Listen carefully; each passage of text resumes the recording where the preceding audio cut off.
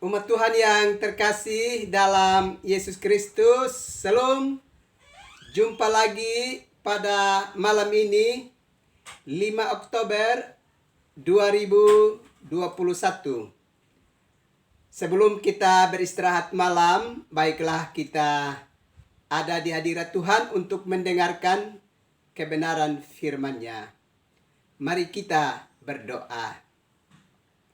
Ya Bapa, Anak dan Roh Kudus, kami bersyukur dalam kasih karunia-Mu, kami masih ada di tengah-tengah kehidupan dunia ini. Dan kami rindu untuk mendengarkan kebenaran firman-Mu sebelum kami beristirahat malam. Karena itu datanglah dan berkati kami sekalian. Demi Yesus Kristus yang adalah firman yang hidup dan yang menghidupkan kami. Padamu kami berdoa dan menyambut firman-Mu. Amin.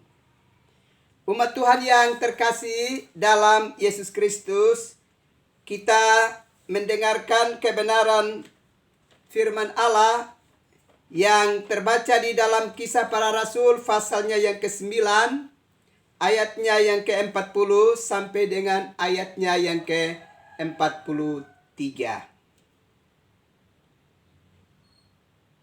Tetapi Petrus menyuruh mereka semua keluar, lalu ia berlutut dan berdoa. Kemudian ia berpaling ke mayat itu dan berkata, "Tabita, bangkitlah." Lalu Tabita membuka matanya dan ketika melihat Petrus, ia bangun lalu duduk. Petrus memegang tangannya dan membantu dia berdiri. Kemudian ia memanggil orang-orang kudus beserta janda-janda, lalu menunjukkan kepada mereka bahwa perempuan itu hidup. Peristiwa itu tersiar di seluruh Yope. Dan banyak orang menjadi percaya kepada Tuhan. Kemudian daripada itu, Petrus tinggal beberapa hari di Yope, di rumah seorang bernama Simon, seorang penyimak kulit. Umat Tuhan yang terkasih dalam Yesus Kristus. Dalam renungan malam yang lalu, kita sudah melihat bahwa Dorcas adalah satu pribadi yang sungguh-sungguh hidup dan mewujudkan imannya melalui perbuatan kasih yang dia lakukan secara nyata bagi kehidupan orang-orang yang susah yang ada di sekitarnya. Ternyata Dorcas itu adalah pribadi yang tidak sampai hati melihat orang-orang di sekitarnya susah, berada di dalam kesulitan. Cara pandangnya seperti cara pandang dari Yesus. Dan kita ingat bahwa Yesus yang dikisahkan dalam kitab suci itu di saat dia melihat orang-orang yang susah, dia selalu tergerak oleh belas kasih dan segera bertindak untuk memberikan pertolongan. Dan Dorcas karena telah belajar dari pengajaran terindah dari kehidupan Yesus, karena itu dia tidak hanya sekedar sebagai seorang pendengar, atau sekedar melihat perbuatan-perbuatan besar yang dilakukan oleh Yesus. Tapi ia pun dapat melakukan itu dengan nyata di dalam kehidupannya. Bapak, Ibu, saudara-saudara yang terkasih di dalam Yesus Kristus. Ternyata Dorcas itu tidak seperti kehidupan kita masa kini, yang hanya memberi makan kepada sesama kita dengan sekedar mengupload hasil masakan kita dan mengirimkan gambar kepada sesama kita. Dengan berkata, ini makan pagi, ini makan siang, ini makan malam. Dorcas tidak sekedar melakukan tindakan yang sedemikian itu, tapi dia benar-benar berbuat dan dia bertindak dalam sebuah kasih yang nyata bagi orang-orang yang susah yang hidup di sekitarnya. Bapak, Ibu, saudara-saudara yang terkasih di dalam Yesus Kristus. Memang dewasa ini kita dapat melihat dengan berbagai-bagai perkembangan teknologi yang terjadi sekarang ini di dunia yang makin modern ini.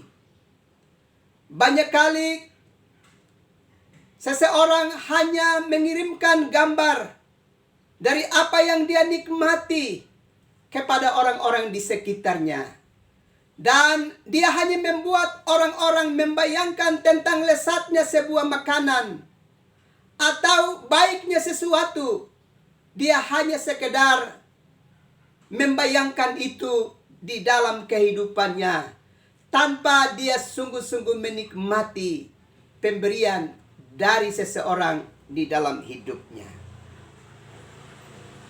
Karena itu, Bapak, Ibu, saudara-saudara yang terkasih di dalam Yesus Kristus, Dorcas tatkala dia melihat hasil jahitannya yang dia gantung di rumahnya atau di dalam lemarinya, ia segera berpikir bahwa dari yang banyak yang ada di dalam rumahnya, di tempat kediamannya, di situ ada bagian dari orang-orang susah.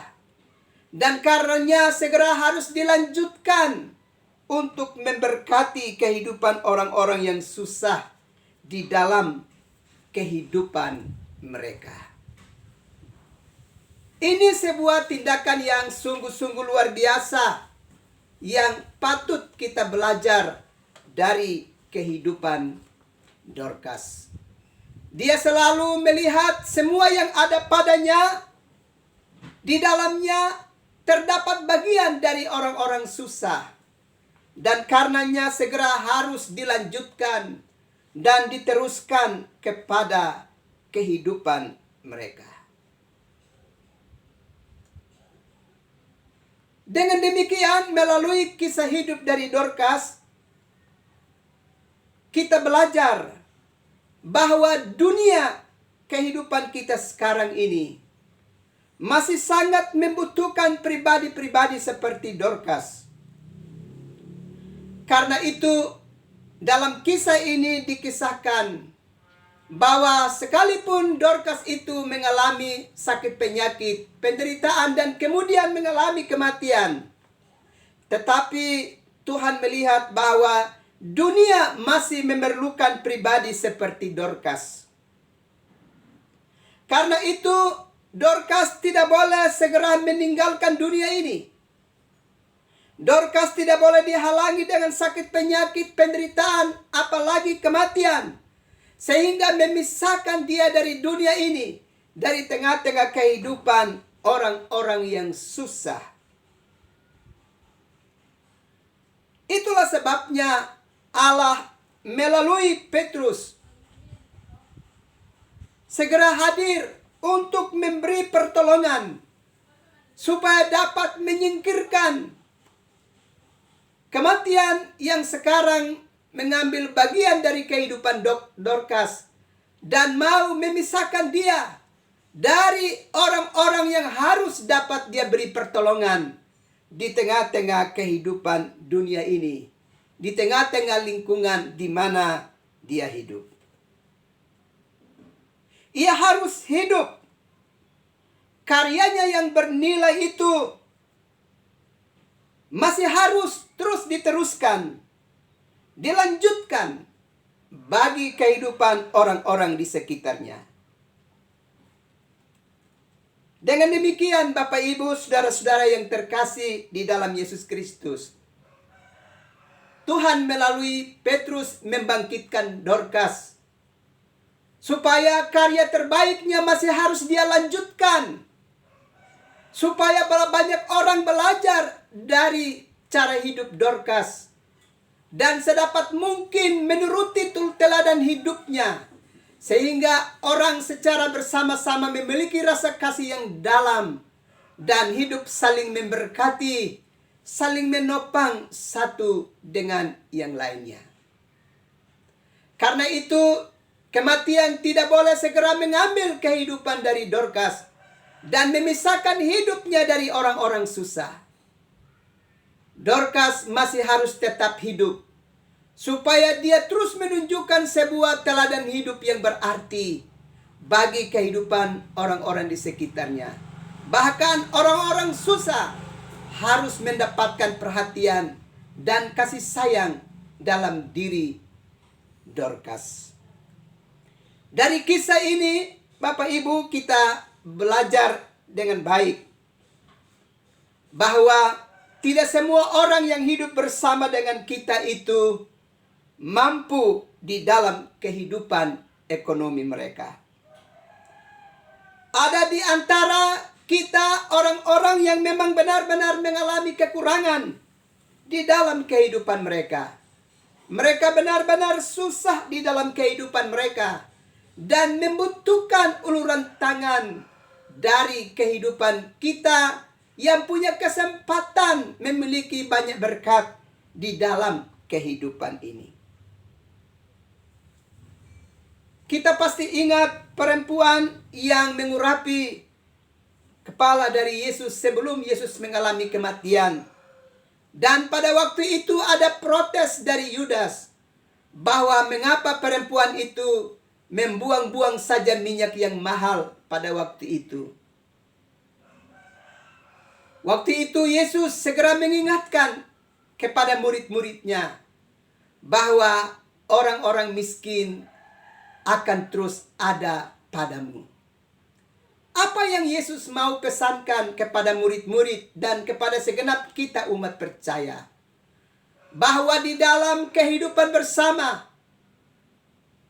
tetap akan ada orang-orang yang susah, yang masih Tuhan izinkan keberlanjutan hidup mereka di tengah-tengah kita sekalian. Supaya dengan demikian, kita digerakkan hati kita untuk bisa dapat berbalas kasih dengan mereka dan memberikan kepada mereka pertolongan. Tetapi pertanyaan bagi kita adalah, siapakah di antara kita yang memiliki hati yang berbalas kasih sebagaimana yang telah dilakukan oleh Dorcas di dalam kehidupannya untuk menaruh kasih yang nyata bagi kehidupan mereka yang susah? Bukankah di tengah-tengah kehidupan masyarakat di mana kita menjadi bagiannya, masih cukup banyak orang yang mengais kehidupan dari apa yang sudah kita buang? Mereka dapat mengumpulkan itu dan mengusahakannya untuk bisa dapat menunjang kelanjutan kehidupan mereka. Pertanyaan bagi kita adalah, kapan sebagai sesama umat manusia kita bisa dapat membuka tangan kita dan memberikan kepada mereka sesuatu yang memang baik, sehingga mereka tidak sekedar mendapatkan kehidupan dari apa yang telah kita buang, apa yang telah kita tinggalkan, yang sudah kita tidak gunakan lagi. Itu menjadi pertanyaan bagi kita. Sampai kapan saudara-saudara di sekitar kita terus mengais dan mengais apa yang telah kita buang untuk mereka kumpulkan dan mendapatkan kehidupan dari sana? Dan sampai kapan kita menunda belas kasih kita untuk menaruh perhatian terhadap orang-orang yang susah di tengah-tengah kehidupan kita sekalian? Bapak, Ibu, saudara-saudara yang terkasih di dalam Yesus Kristus, cukup banyak rumah-rumah mewah yang berdiri di antara gubuk-gubuk yang sederhana. Dan berapa banyak di antara kita yang menggerakkan kehidupan bersama untuk merubah gubuk sederhana dari orang-orang yang berkekurangan menjadi rumah yang layak untuk mereka huni di dalam kehidupan mereka. Orang-orang yang berada terus melakukan banyak perubahan di dalam kehidupan mereka. Ibarat bongkar pasang. Yang lama segera digantikan yang baru. Dan terus itu dilakukan dari waktu ke waktu. Tetapi orang-orang yang susah hanya dapat menikmati dan bertahan pada keadaan sebagaimana yang dia alami bertahun-tahun. Dan itu dapat kita saksikan dengan kasat mata kita sendiri bertahun-tahun dan sepanjang kehidupan kita di bumi ini. Itulah sebabnya kita mesti belajar dari Dorcas. Dorcas harus dihidupkan kembali di dalam kematiannya. Artinya bahwa hidup berbagi seperti yang telah dihadirkan oleh Dorcas harus kita kembangkan, harus kita hidupkan juga dari tengah-tengah kehidupan kita. Kita harus melanjutkan cara hidup berbagi itu kepada orang-orang susah yang ada di sekitar kita, sehingga mereka berkesempatan mendapatkan bagian yang baik demi kelanjutan hidup mereka di tengah-tengah dunia ini.